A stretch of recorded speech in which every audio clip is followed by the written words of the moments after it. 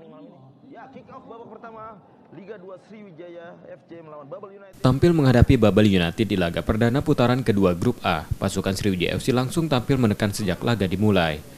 Meski kesulitan menembus lini pertahanan Babel United, anak asuh Neil Maizar beberapa kali menciptakan peluang.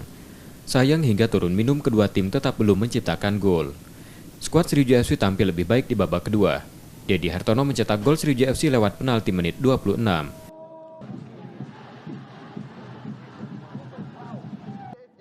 Dedi Hartono kembali mencetak gol keduanya menit 75, sekaligus mengunci kemenangan Sriwijaya FC 2-0 atas Babel United. Meski meraih poin penuh dan mempertahankan hasil positif dalam 6 pertandingan terakhir, Neil Maizar meminta timnya tetap fokus menghadapi laga selanjutnya.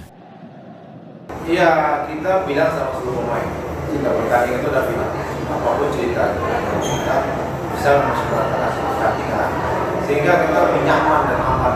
Jadi nggak ada kita bertahan dulu,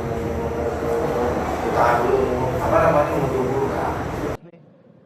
Sriwijaya FC masih berada di puncak klasemen sementara Grup A dengan 16 poin hasil dari 5 kemenangan dan 1 kali seri. Nur Muhammad, Kompas TV, Palembang, Sumatera Selatan. Dengan skor 0-2